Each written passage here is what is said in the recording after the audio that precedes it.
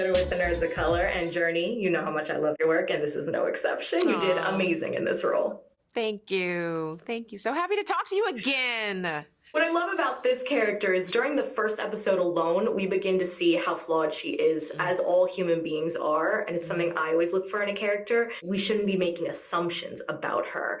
What do you believe is important about that, especially since you're the one playing her? I always lean into characters that are deeply flawed. Those are the exciting ones to play. The ones who don't have contradictions, are flat and boring and inactive and a lie, because as you said, we all are flawed.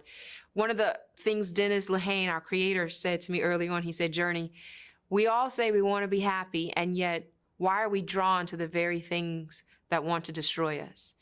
And that to me was such an essence, a kernel for Michelle. You know, when you first meet her, she's destroying her house, literally, in order to rebuild it. And so she's in this pattern of destruction, creation, so many of us find ourselves in. And is really enticed and drawn to the very things that are dangerous and that could destroy her. Perfectly said. And this isn't your first crime or true crime project. So I wanted to ask, how has being part of this genre changed your perspective on it?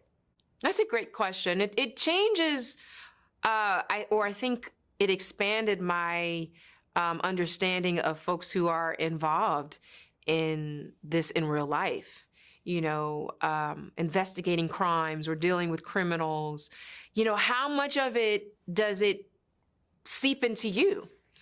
And how much of it can you leave at work and not take home?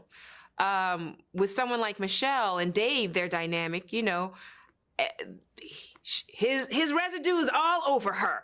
Even though she says a guy like that is not going to get in my head. That's a lie, Michelle.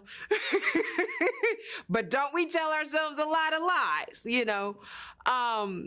And so I really, I've expanded my understanding of that part of your brain you have to access in order to deal with danger, lean into danger, and be around people who are dangerous.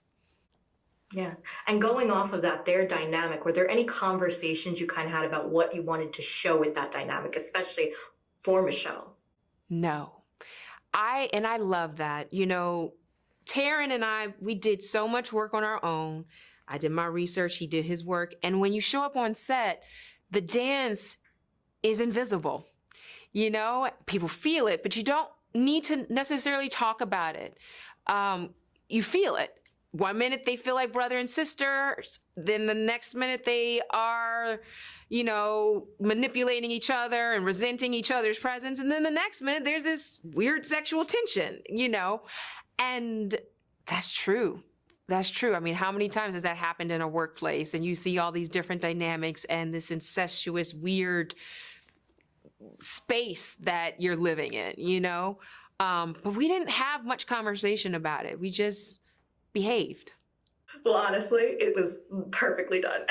Thank you so much for your time as always, and congratulations. Thank you so much. Lectures, fanboys, professional artists, and professors. Maybe a nerd who's just like you, talking about the things that you like too. So I invite you to the NOC. In full color, you see me. The hard, not right. Comics, movies, and TV. Yeah, pop culture with a different perspective. Watch it on your screen, hit play.